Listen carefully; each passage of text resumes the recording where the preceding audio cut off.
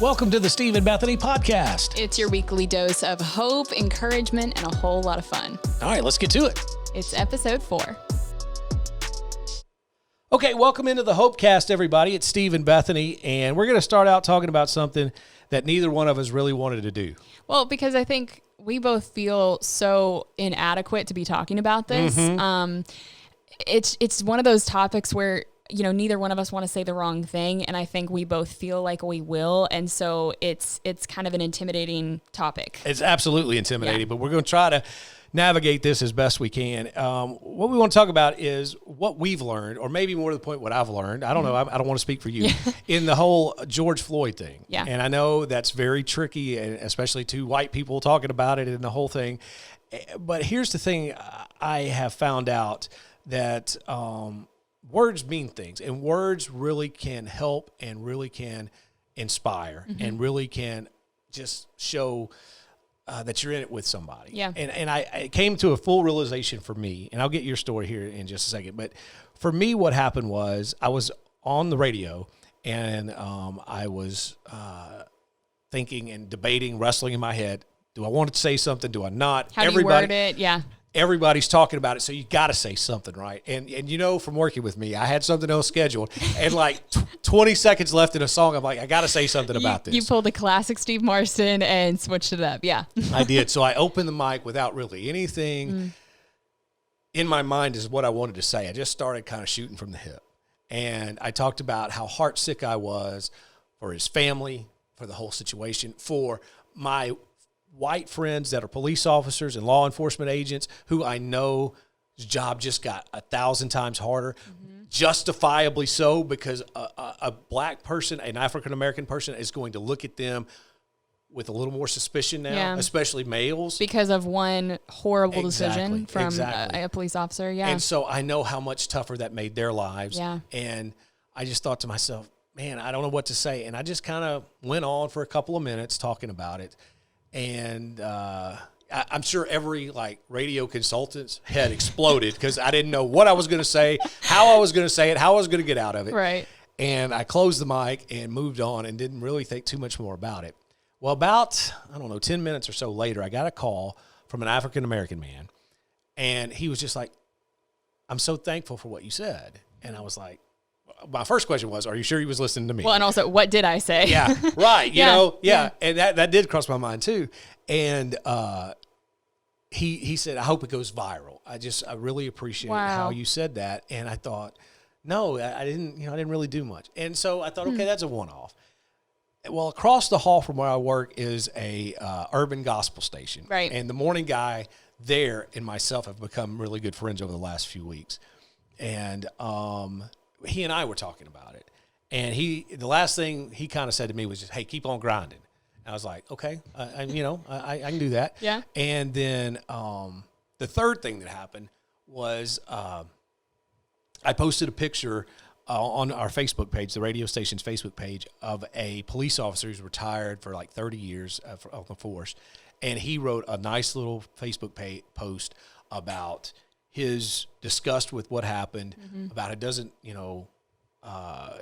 justify any of the looting, but how he stands with the African-American community in this whole thing, and how he never trained his officers to do that. Right. He always, and I love the line he said, I never trained my officers to do anything more than treat people the way they wanted to be treated, no matter how they were being treated by them, right? So I thought that was really good. So I had another African-American person text me and say, thank you for posting that. And slowly it started to dawn on me, because I'm pretty thick-headed, I guess, that at least those African-Americans, I don't want to speak for all, but for those particular ones that reached out to you. The ones that reached out to me just wanted me to acknowledge what happened. Yeah. Just wanted me to say, hey, man, I get it.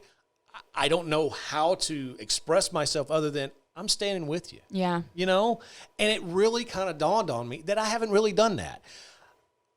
Not because I didn't think it was horrible, and not because I didn't really talk about it with other people, but I never was really out front with it too much because I was so scared of saying the wrong thing. Well, and I saw something posted on social media that, nobody wins in the comment section. Mm-hmm. And I think that's a really good point. So often it feels like you don't want to post something or you don't want to really speak out on it publicly on social media because it's just going to cause this big debate, or people are going to say things in the comment section, or you might, have some conflict. Your tone would be taken wrong. Yeah, exactly. And so that is kind of a hard place to find yourself in, of wanting to say what you think and maybe wanting to share about the different conversations that you've had personally, but not knowing how to word it on social media. And the last thing I wanted to do was come off like, well, I'm down with the struggle, brother. Yeah, I know exactly. That's because insulting. We're not. Of course not. No. That's insulting. And I wanted to stay away from that at all costs. Right. But I guess that's the thing I've learned the most is that just being kind of there and just standing up. Hey, I'm with you. I don't understand. I can't put myself in your shoes. It'd be silly to say I could. Yeah. But man, it's wrong, and I stand with you. I think what I've learned, too, is that the most important thing that we can do, and my father-in-law said something the other day that I thought was really wise. He said, it's times like these where we need to be slow to speak and very quick to listen. Mm-hmm. And that really stuck out to me. I thought so often we are so ready to bring our own life experiences to the front of the table. That's a good point. And just, right out front. And there's a lot of things that you and I are never going to understand. That's right. And we just need to kind of admit that. I think it's so important that we look to people that are different from us or have a different upbringing, no matter what they look like, and just sit down with them and have a cup of coffee and say, tell me your story. Tell me your experiences. What was your upbringing like? What's your spiritual background? Where are you at? And most importantly, talk about the gospel, because that's the thing that is going to change hearts and unite people and bring people together, is understanding that we are all made in the image of God. Jesus loves everybody the same. There's no difference there. And we need to start to understand that our differences are not something that needs to divide people. It's something that we can learn from each other about, Yeah, it makes me think of that verse in Ephesians. We're not fighting against flesh and blood. Right. We so many times want to do that, and it's not what it's about. It's a heart issue. At the very root of everything, it's a sin problem. Right. And the only person that can deal with a sin problem is Jesus. Right. And people need Jesus more than they need anything else. We want to cure racism. People need Jesus. Right. And that's the thing that I thought of, when the video came out, and of course, so many of my friends posting different things on social media. The thing that I thought is, sin manifests itself in a lot of different ways. This is one example, but it comes out in all kinds of different facets and different areas. Sin and evil come out in a lot of different ways. And kind of like what you said, just to repeat that, of the thing that's going to change that is Jesus. It's starting conversations and being honest and hearing other people's experiences and learning from them. And then being willing to say, this conversation might be a little hard, or it might be uncomfortable, or I might have to admit what I've done wrong or ways that I've failed, but let's talk. Yeah, because I had to do that. That was very hard for me to admit that I had been that kind of thick-headed before. Right, It really was. So, yeah, I think you're right. And I think the only other thing I could add to it would be we got to pray. Right. We just really got to pray. Lift these people up, lift the situations up with whether they're protesters, whether they're police officers, just the whole thing. It just needs to be continually brought before the Father. And of course, pray just for comfort for George Floyd's family and the countless other people that have become victims in these kinds of situations. Pray for reconciliation in family members, in police officers, in our communities. Just pray for reconciliation and unity there. Right on. Well, I bet your health plan looks something like this. You pay a small fortune every month in premiums, but you still have this sky-high deductible. And if you've ever thought, this is crazy, we are absolutely throwing our money away, you're definitely not alone. Pat Davis at yourhealthplanman.com wants you to stop the insanity. Pat is just like you. He's a big listener to our Hopecast, and he's really passionate about serving people and saving you a ton of money. But more importantly, he wants to put you back in control of your health care. Ask yourself this question, okay? Doesn't it make sense for the insurance company to pay before you do? Sounds too good to be true, right? But consider this. Pat Davis himself, he was hospitalized for a pulmonary embolism that nearly killed him. After a really lengthy stay in the hospital, he had a bill for well over $25,000. But he got a check from the insurance company that not only paid the bill in full, but it also left him with enough money left over to take his wife Marcia on a dream vacation to Italy. Can you believe that? I know, right? This kind of story happens every day with Pat's clients. And it sounds too good to be true. It really does. It sounds absolutely like this. No, this is like the, get a gold, get the magic beans. Right, The whole thing with the magic beanstalk. You trade in the whole Jack thing. and the Beanstalk. Jack and the Beanstalk, right? It is too good to be true. But here's the thing. It really does work. It really is a whole new way to do healthcare and to look at healthcare, because everybody in the big box store healthcare systems, they all do the thing the same way. How do you get off the merry-go-round? Well, you just jump off and you get with Pat Davis. He will help you understand how this works. And I'll tell you what, I am one of the living proof. Just like Pat's story, my story is the same kind of way. I had a problem with my tooth. I went into the urgent care because of the COVID-19 stuff. Right. I was not able to go to a dentist, so I went and saw the doctor. He wrote me out a prescription and then gave me a bill, $126, $27. I paid that in full. And then I turned that receipt into the insurance company, and what do you know? I got a check for almost $400. That's crazy. And that's the way it works. Now, I know, but you got to give it a chance. Yeah. You got to get off this crazy system that we're all stuck in, this kind of that one cycle that Pay keeps turning over. $5,000 up front and then see what the insurance company can do. Absolutely. Yeah. And at the worst case scenario, it'll take just a handful of minutes of your time. And that's all it's going to take. Pat will explain everything to you. YourHealthPlanMan.com is the website. Go check it out. Make an appointment with Pat. You're going to love him. He's just like one of us. He's a big listener. He loves bringing hope to people. And like you said, he loves to be able to put you back in control of your health care. So that's what he wants to do. So visit him at YourHealthPlanMan.com. One more time, YourHealthPlanMan.com. You won't be disappointed, I promise. All right, so I did it again. I got my husband roped into something. Oh, really? And I've realized this about myself. I do kind of have the tendency to get him involved in different things that he's not necessarily thrilled about. But here's what happened. So Bob Lapine, our good friend from Family Life, we love him. He's wonderful. He is doing a book, or he's written a book all about 1 Corinthians 13, so the love chapter, talking about the different attributes of love. And there's a video series that goes along with it. So when families and couples and small groups do it, they can watch a video. So I get a text message saying, hey, would you and your husband Cody like to be a part of this video series? We need young people. That was the information that I got, okay? In my head, qualified. Yeah. In my head, I thought that meant like we're going to have to sit in the background and like pretend like we're drinking coffee, like extras or something. That's what I thought. Well, no. It was so much more than I bargained for. And I did text Cody. I asked him, I said, do you want to be a part of this? It doesn't sound like it'll be that big of a deal. And he was like, all right. That's the kiss of death. Yeah, right there. He's going to learn to run from that text from now on. So I get an email and it's like, I quickly realized they want to interview me and Cody and like have us talk about our marriage. Really? Well, we haven't even been married 2 years at this point. Like we've been married about 18 months right now. So I don't feel necessarily like qualified to give marriage advice or like talk about our marriage because we haven't had enough like struggle and problems or anything to share. And so that was my first thought. I thought, okay, no way. We're totally underqualified for this. But we had already said that we were going to do it. And so we just said, like, all right. Here's the thing I know about Cody, and I don't know him well. But I know this is not down his alley at all. Not even in the same school zone, like at all.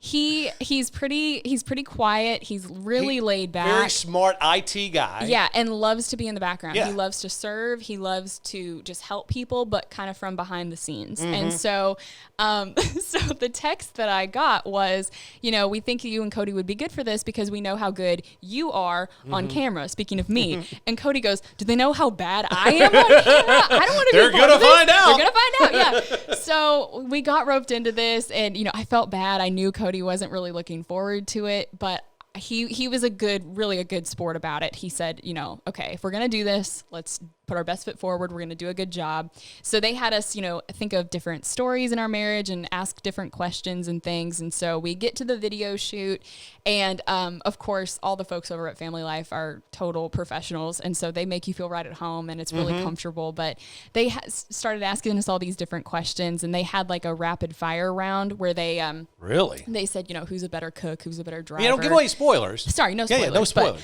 But this was the thing. At the very end of the rapid fire round, they're like, who's more generous? And we had to point to who we thought it was. Well, Cody. Who's kinder? Probably Cody. Who's more patient? Cody. Who's more humble? Cody. So he was getting all these good attributes, and I got nothing. I said, I'm a better cook and I'm more thrifty. That's what I got. Like, it was nothing. Oh, it was so embarrassing. So when does this video series come out? Do we know? I don't know. I did hear, though, after we got our little segment all filmed, they said that they would like splice it together and then send it to us so we could just see our parts. What we got to do is we got to convince them to let us put that on Patreon. I'll ask them if it's okay. No. We have to sell. We have to make this work. We're trying to grow the podcast. All right. Well, I'll see what strings I can pull. Put your salesman hat on. But no, seriously, that's great. Well, we'll look forward to that. And I got to say, in all seriousness, Cody did a really great job. I give him a hard time about, being kind of like, oh, come on, I don't want to do this. But he totally rose to the occasion and killed it. And outshined you. Oh, completely. He talked more than I did. He did an awesome job, really just spoke from his heart. And so I really appreciated the job that he did. He did great. Okay, Bethany, I'm very excited about the newest thing we have in the Steve and Bethany merchandise lineup. This is so cool. We are now offering T-shirts. So I'm super pumped about this. It's a great way to kind of rep the show and support us, but also really cool designs. Yep, we've got our Hopecast logo shirt. We've also got a Hope Dealer, which is our Patreon levels. You could buy one of those. But here's the coolest one, okay? My niece, she has a fiance. So would he be my nephew-in-law in a couple of months? Yes, nephew-in-law. Yeah. Nephew-in-law suggested slinging hope. I like that. As opposed to slinging dope or something like that. Because he's a parole officer. Oh, okay. He's a parole officer by trade. So he's drawing from life. Yes. He has life experiences, yeah. He said, I would buy one of those shirts. I said, done. So we have an all-new design of slinging hope. So it's mostly for your nephew-in-law, soon-to-be nephew-in-law, but it can be for really anybody. It can be for anybody. Inspired by him. And it's real easy to find. You just go to stephenbethany.com. There's the merch button. Click on that. You can see all the shirts. We got a variety of colors, sizes up to 5X. Oh, yeah, so available. lots of options there. So be sure and check it out, stephenbethany.com. Click on the merch button. All right, so if you've been listening to the podcast for the past couple episodes, you know that our house got a little bit more crowded. My brother and my sister-in-law, they lived in Minneapolis, Minnesota, decided to move down here just to be closer to family and just be, closer with everybody. So they moved down here middle of last week, and the timing of them selling their house and then trying to find a house down here wasn't really going to work. So they're living with us for the time being. And it's my brother, my sister-in-law, their little boy, Rhett, he's almost a year old, and then their dog moving in with me, my husband, and our dog. How many? 3-bedroom house? Yeah. So it's been a little bit tight, but it's been good. It's been a little bit tight. Been a little tight, yeah. But no, it's been really, really great so far. I have to say, my brother and my sister-in-law are incredibly laid back, and so that's been really nice. They're just kind of easygoing, and I don't know if anybody knows this about me. I am easily bribed by food, really easily won over, and so my brother is a chef, and so the trade-off was, if you're gonna live here, just cook, like make dinner, which he's gonna be doing anyways, and so he's like, yeah, sure, I'll make some for you and Cody, and so yeah, he's been making dinner every night. He needs to make some stuff for the studio on taping days. That's a great idea. You just need to have lunch. Would that bug people listening if we're eating while we're talking? It wouldn't bug me. It'd probably annoy me. No. I don't like mouth noises. So, okay, now we've talked about the human aspect of that, but you also said that you have 2 dogs, one from each family. Right. So how is that going along? Because we all know that can be hit or miss. That was, I think, probably the thing I was a little bit nervous about, just because our dog, Gus, is a miniature dachshund. He's never really been around other dogs before, and he's definitely never been around a baby before. And so every time my nephew Rhett cries, you know, Gus kind of is like, that's a noise I haven't heard in this house. Like, what's going on? But no, they're actually pretty good friends. Their dog and our dog, they've kind of become little buddies. Gus has definitely established that he is the alpha, even though he's like 8 pounds. See, he's established dominance. He has to. Oh yeah, for sure. It's like the little man syndrome. Oh, completely. Yeah, it's the little dog syndrome. He wants to be a greyhound. That's his personality. But he thinks that he is. No, but I have to show you. Okay, so there has been a little bit of a hiccup. They couldn't find Rhett's little binky. Gus had it. Wow. Can you see that? So it somehow got into the yard. I guess it fell down and Gus grabbed it. And then he's got it in his mouth the right way. That's the thing. I see that. Now, okay, here's the question for the mom, Heidi. Yeah. Does she freak out? Does that go to the trash can and hold new binky? No. Or do you sanitize and start again? She sanitizes and starts Good for her. She's Good like, for her. A little germs never hurt anybody. There you go. That's okay. That's my girl. She's pretty laid back. High five to Heidi. That's what I'm saying. All right, so a lot of you have probably heard us talk about Patreon, and you might be wondering, okay, what is that? Why is it important to become a patron? Steve? My wife was the exact same way. She said, you're talking about this, and I don't think people really understand. Well, because Jana didn't really know, right. and she's your wife. I know. So basically, Patreon is a way that you can kind of crowdfund a podcast. It's a great way for you to support us and what we do, but also you get a lot of really fun perks as well. Yeah, we've got tons of stuff we're offering, like virtual coffee shops. We're going to be doing that once a month with all of our patrons.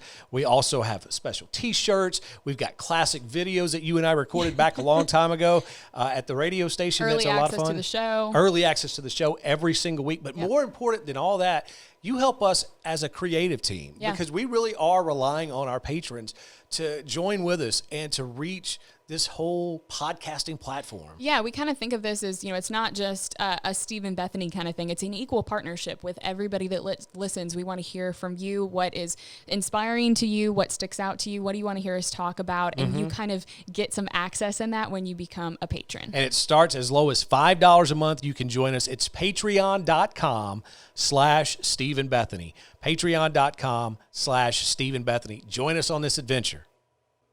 Okay, so for as long as I have known Steve, which is like going on 4 years now, you have always wanted to use a certain sound effect. And for those of you that are watching the podcast now, you can see that we have a little soundboard in front of us. Yeah. These buttons here have different sound effects on them. And so whatever button we hit has a different sound effect. And when we were back doing the radio show a million years ago, you decided... We had a little feature. Yeah, you decided anytime we got any kind of question or fan mail or anything like that, you wanted to use the little, what is it? We Just Got a Letter song from Blue's Clues. Yes. I was against this from the start, but I put up with it because you do a little dance every time it plays. And it's kind of like... It's kind of like this. Well, it's kind of like a Cabbage Patch, but it's slow Steve. Cabbage Patch. It's Steve from Blue's Clues. It's his I thought it was original with you. It's not. Well, I don't want to take all the credit. You put your own little spin on it. We're bringing it back, baby. We just got a letter. It's not. We just got a letter. We just got a letter. I did not go into this. Who it's from. I didn't go into this willingly. It was all Steve's idea. But we did get our very first letter. We did, and I have it right here in my fingertips here, and it comes from John in Midlothian, Texas. Midlothian, Texas? Yes, Midlothian. Do you know where Midlothian, Texas is, Bethany? I do not. Midlothian, Texas. I'm going to say it's like south of Dallas. All right, hey, Jarvis. Yep. What about you? Where is Midlothian, Texas? It's definitely a mythical place. It's a mythical place. I don't know. No. I'm saying south of Dallas. It's actually in the Metroplex of Dallas. It is. Congratulations. Hey. Very good on your part. Yeah. All right, John wants to know, why does Steve use at closing, "Good night, Olive Branch"? Do you remember why I do that?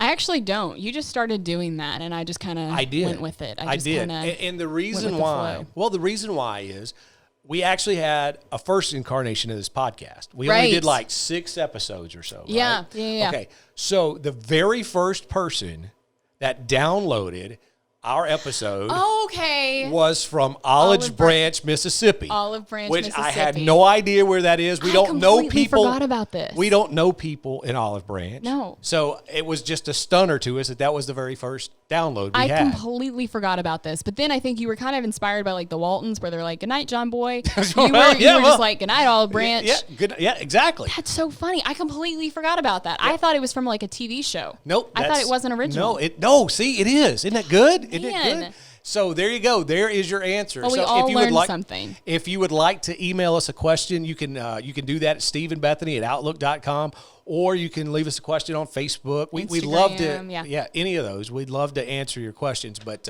there you go. Now we know. That is why we You say. were throwing away his letter. Well, then we're just getting rid of it. It's done. It served gonna its put it in the purpose. Thank filing you, cabinet. John. But Thanks, John. It's a very, very nice letter. So I think with that, we're done for the day. And there's really only one thing to say, Steve. That's exactly right. Good night, Olive Branch.